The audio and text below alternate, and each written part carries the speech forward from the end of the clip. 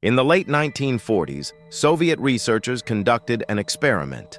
They wanted to know what would happen if humans were kept awake indefinitely. 5 political prisoners were offered their freedom in exchange for participation. They would be kept in a sealed chamber for 30 days, pumped full of an experimental gas that prevented sleep. The researchers would monitor them through one-way glass. For the first 5 days, everything seemed normal. Then, on day 6, the screaming began. This is the Russian sleep experiment, and what happened inside that chamber will haunt you. The facility was somewhere in Russia. The exact location was never disclosed. 5 test subjects, all political prisoners facing execution, all promised freedom if they completed the full 30 days without sleep. The chamber was sealed. No windows, basic furnishings, beds, a toilet, books to read. Food was delivered through a small airlock.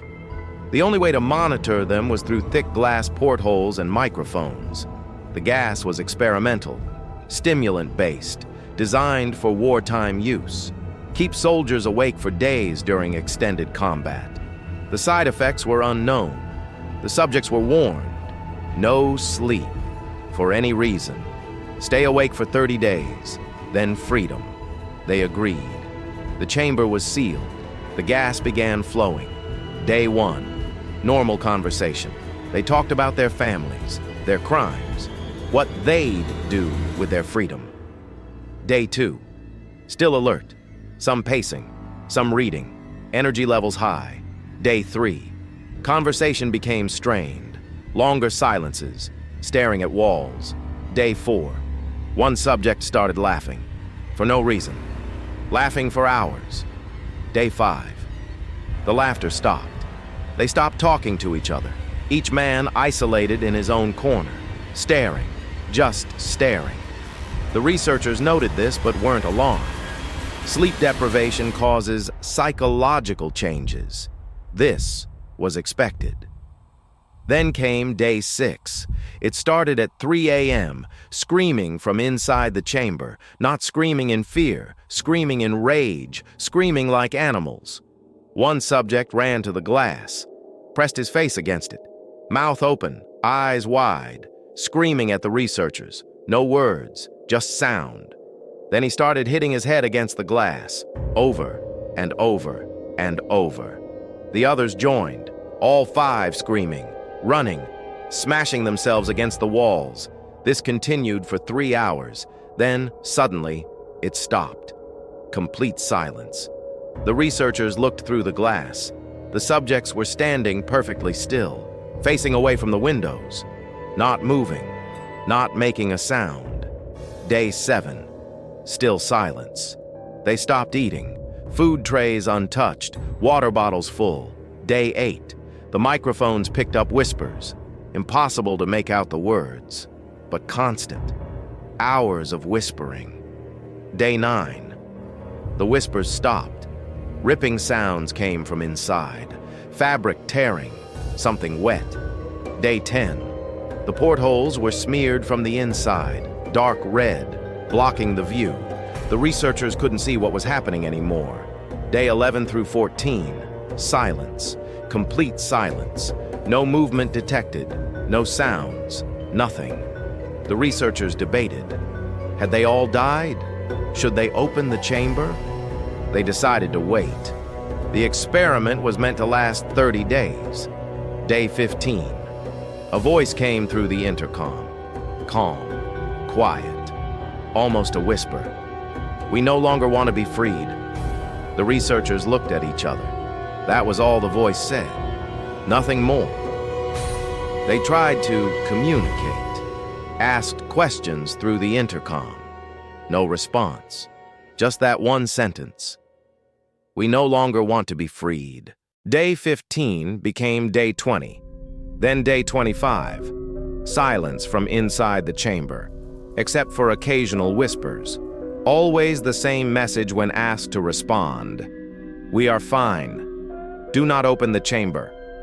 The researchers couldn't see through the blood-smeared glass, couldn't know what was happening inside. On day 29, one day before the scheduled end, they made a decision. They would open the chamber. They announced through the intercom, "We are opening the chamber. Step away from the door. Lie flat on the floor. We will be entering." Silence. Then laughter. Multiple voices. Laughing. Then the voice again. Calm. "We do not wish to be freed." The researchers opened the door anyway. The smell hit them first. Decay. Human waste. Something worse. Something they couldn't identify. They wore gas masks. Protective suits. They entered slowly. The chamber was dark. The lights had been broken. They used flashlights. What they found. The food from the last 2 weeks was untouched, but not all the food. The first 5 days of food was gone, eaten, including the paper plates, the plastic utensils, everything. The books had been torn apart, pages scattered, covered in feces and blood, used to write on the walls, words, hundreds of words, covering every surface, written in blood and waste. "We must stay awake. Sleep is death. We are free. Do not let us sleep." Over and over, walls completely covered, but the subjects. The researchers found them in the corners, still alive, but they had torn themselves apart. One had ripped open his abdomen, his intestines were pulled out, spread on the floor. He was alive, smiling.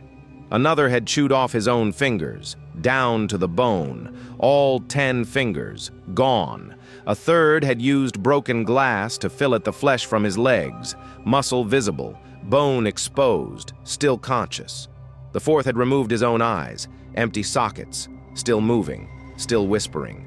The fifth had torn open his chest, his ribs spread, his heart still beating, visible. All 5 were conscious. All 5 were smiling. The researchers screamed, called for medical teams, for sedation, for anything. The subjects started screaming, not in pain, in rage. "Do not put us to sleep!" They fought, with strength that shouldn't be possible. It took multiple soldiers to restrain each one.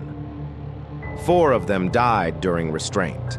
Their bodies simply gave out, but one survived, the last subject, the one who had torn open his own abdomen. They sedated him, began emergency surgery. His organs were destroyed. He shouldn't have been alive. The surgeon asked him, "Why? Why did you do this to yourselves?" And the subject, barely conscious, smiled and said, "Have you forgotten what it's like? Before you were tamed? Before you were broken?" The surgeon didn't understand. The subject continued, voice fading. "We are what you hide from. We are what you drug with your little pills and your television and your routine. We are what you lock away when you close your eyes." "What are you?" the surgeon asked. The subject's eyes opened wide, pupils dilated, black, empty. "We must know what we are without the numbing. We must remember what we were before you made us sleep. Before you made us weak." Those were his last words. He died on the operating table. The experiment was classified. The facility was demolished. All records were sealed. But one researcher kept notes, kept the story alive, documented what they saw. That's how we know. That's how this story exists.